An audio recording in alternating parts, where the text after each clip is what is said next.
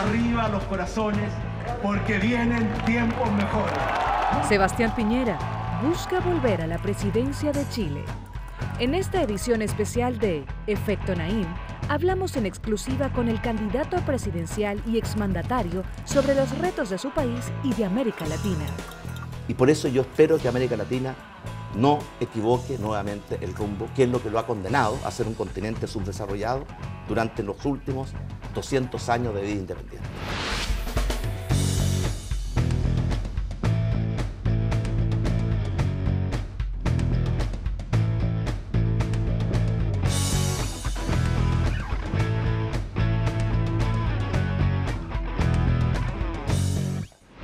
Bienvenidos, soy Moisés Naim desde Washington. Encantado de estar de nuevo con ustedes. Hoy tengo un programa muy especial.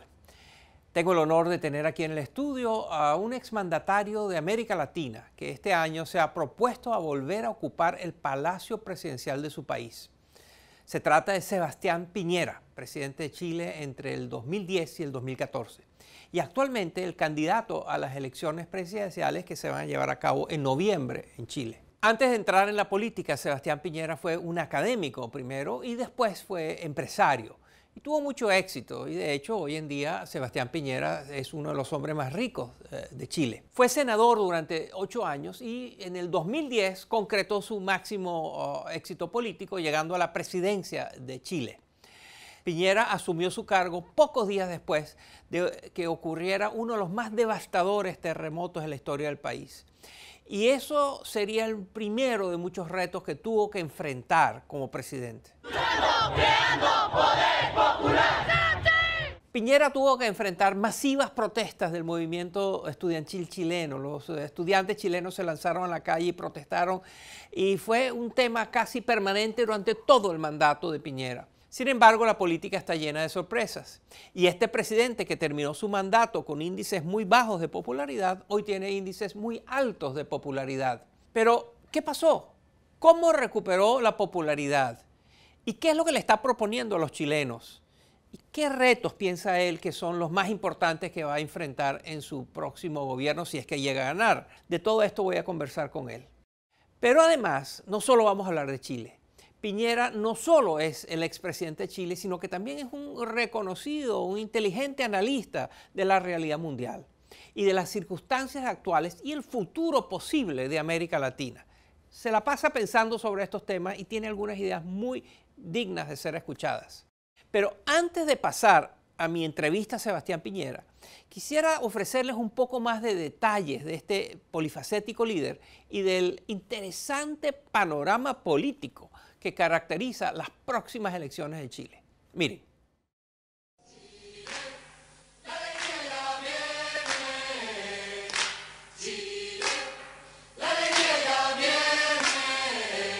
Les presentamos a Chile, un país que prometió que con la democracia regresaría la alegría, la paz y la prosperidad. Yo soy libre de pensar.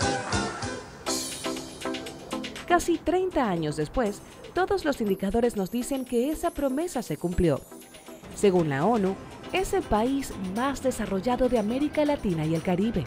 Ha reducido considerablemente la pobreza y ha mantenido una estabilidad democrática envidiada en toda la región. Sus cifras de criminalidad son similares a las de Europa y sus índices de corrupción se asemejan más a los de Estados Unidos o Irlanda que a los de Brasil o Colombia. Pero la alegría no ha llegado para todos los chilenos. En la última década, las calles del país han estado repletas de reclamos. Por la educación. Basta de abuso, basta de saquear el país, basta de privatizar todo. Por los derechos de los indígenas. Seguiremos luchando hasta restituir todos los metros de tierra que nos han usurpado. Por la justicia y la memoria histórica. Con el pueblo y con las víctimas, con los familiares, no se juega. Una gran mayoría de los chilenos siente que el país está estancado y que el modelo que ha guiado a Chile desde el regreso a la democracia ya no da para más. Han sido tiempos difíciles para mí y para mi familia, muy dolorosos. Entre escándalos de corrupción en su propia familia y una caída de la economía, la presidenta Michelle Bachelet está a punto de terminar su segundo mandato con apenas 30% de aprobación. Su coalición de centroizquierda, que ha dominado la política chilena desde 1990, también ha sufrido, dividiéndose de cara a las próximas elecciones generales. Ante este panorama, la izquierda radical ha logrado fortalecerse y promete acabar con el dominio de quienes han gobernado el país desde la transición. Pero a pesar de los gritos de cambio y del creciente apoyo a movimientos anti-establecimiento, en Chile no se espera ningún terremoto político. Todos juntos por Chile y el presidente Piñera. Agárrense de las manos. La mayoría de las encuestas apuntan a que el favorito a ganar las elecciones es Sebastián Piñera. Y aunque promete un cambio con respecto a las políticas de Bachelet, no es precisamente una amenaza al status quo. Se trata de un empresario multimillonario que es la séptima persona más rica de Chile y que además ya ocupó el Palacio de la Moneda. Guardia de Palacio, buenos días, muchas gracias y hasta luego. Su primer gobierno estuvo marcado por hitos y desafíos. Al asumir el mandato en 2010, se convirtió en el primer presidente conservador tras el regreso a la democracia en el país, rompiendo 20 años de hegemonía de la centroizquierda. Poco después, ganó fama mundial con el rescate de 33 mineros que estuvieron más de 2 meses atrapados bajo la mina en la que trabajaban. Yo estoy más convencido que nunca que la gran riqueza de nuestro país no es el cobre, son los mineros. A pesar de que la economía chilena creció bajo su liderazgo, su administración se vio marcada por un aumento de la desigualdad económica y por escándalos de corrupción que tocaron a varios miembros de su gabinete. Piñera enfrentó duras críticas de distintos sectores sociales y dejó el poder con amplio rechazo. Un rechazo que hoy mantienen 1/3 de los chilenos.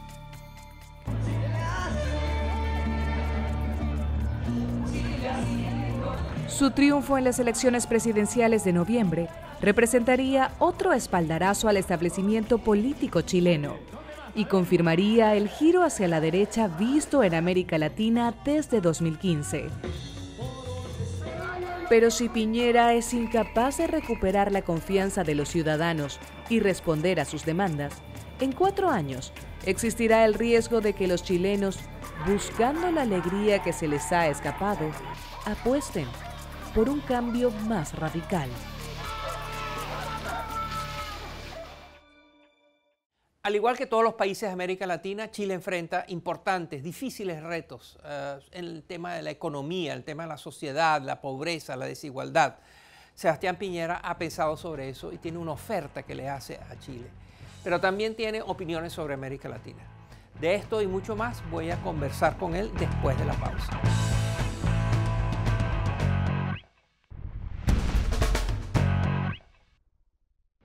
Y seguimos con esta edición especial del programa Efecto Naim, esta vez con Sebastián Piñera, expresidente de Chile y candidato presidencial de Chile. Esta es mi conversación con Sebastián Piñera. Bienvenido, presidente. ¿Por qué quiere volver a ser presidente? No por nostalgia ni por el pasado, sino que por el futuro. Yo creo que Chile necesita grandes cambios para recuperar su liderazgo, su dinamismo, volver a crecer con fuerza, crear empleos, mejorar los salarios, enfrentar problemas como la salud, la educación y empezar a hacer retroceder la delincuencia y el narcotráfico. Esas son mis principales motivaciones.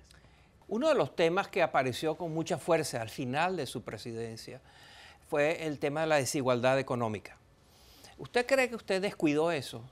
La desigualdad, que en Chile es alta, igual que en toda América Latina, y que había permanecido estable durante los últimos 20 años, empezó a caer y en forma significativa durante nuestro gobierno. Y por tanto, nuestra preocupación fue siempre crecer, crear empleos, mejorar la educación e igualar las oportunidades derrotando la pobreza.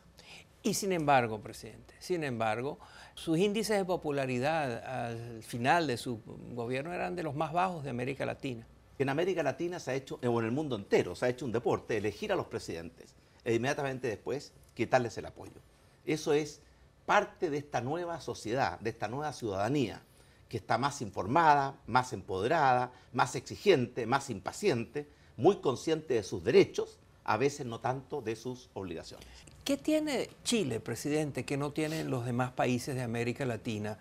Chile en todos sus indicadores sale mejor que el resto de la región en cuanto a corrupción, en cuanto a competitividad, en cuanto a estabilidad económica, en cuanto a seguridad jurídica.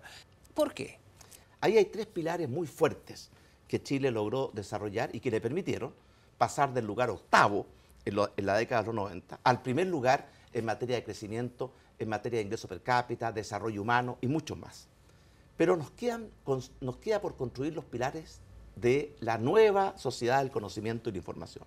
Tenemos que duplicar nuestro esfuerzo de inversión en ciencia y tecnología y tenemos que fortalecer la calidad de nuestra democracia, la transparencia para combatir la corrupción y la calidad de nuestras instituciones. Usted dice que la educación es indispensable para alcanzar sus metas.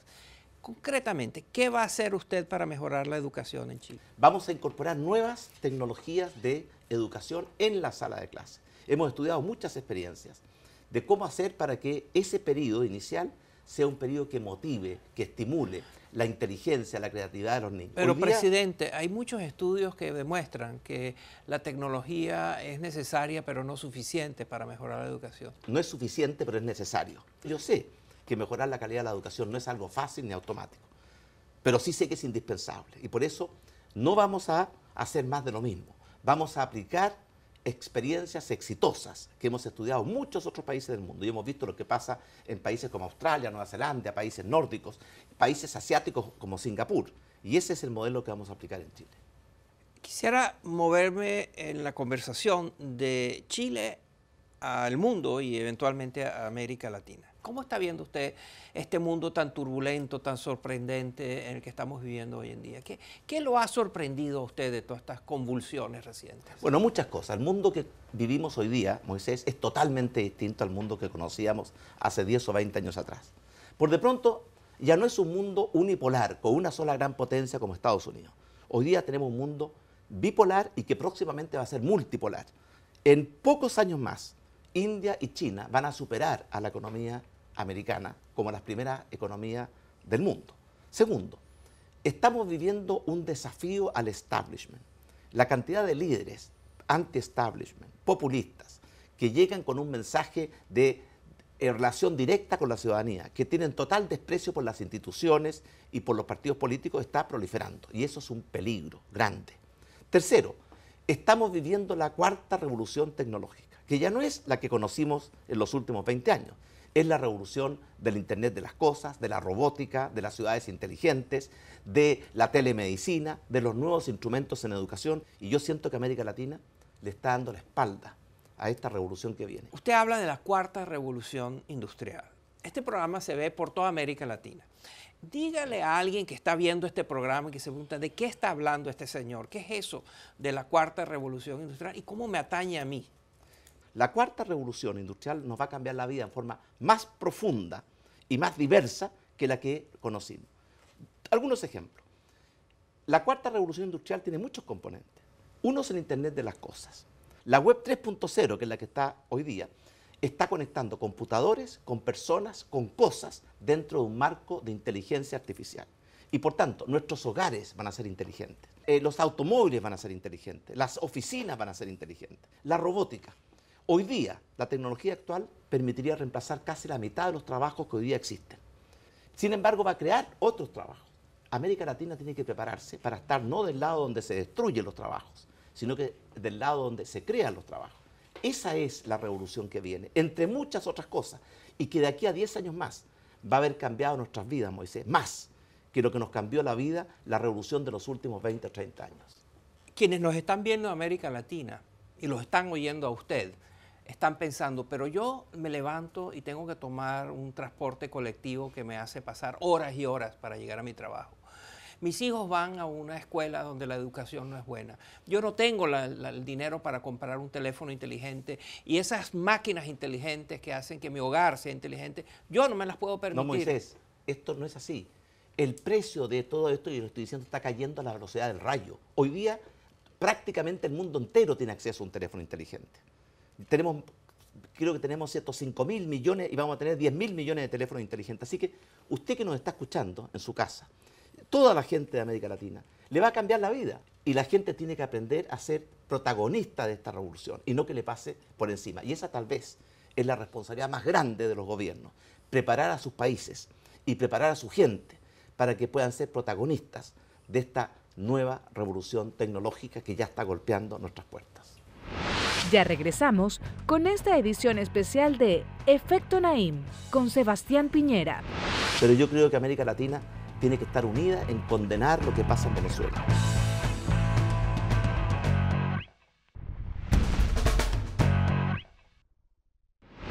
Continuamos con esta edición especial de Efecto Naim con el expresidente y candidato presidencial de Chile, Sebastián Piñera. Usted fue presidente de Chile cuando los demás presidentes de América Latina eran en Venezuela Hugo Chávez, en el Ecuador Rafael Correa, Ollanta Humala, en Perú Ignacio Lula da Silva, en Brasil Cristina Fernández de Kirchner en Argentina. ¿Cómo se sentía usted en esas reuniones con gente que pensaba tan diferente como usted? Bueno, estábamos en una posición totalmente minoritaria. Por ejemplo, yo recuerdo cuando nos tocaba tratar el caso de Venezuela.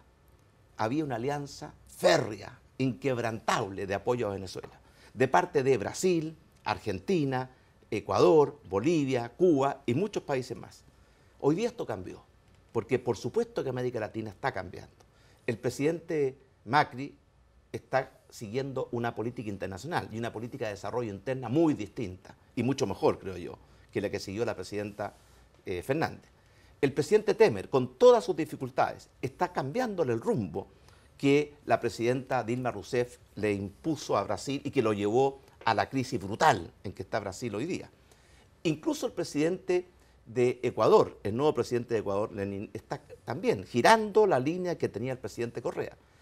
Sumemos a eso el presidente Kuczynski, que también tiene una visión de mucho mayor integración, apertura, promercados, que lo que tenía el presidente Ollanta Humala.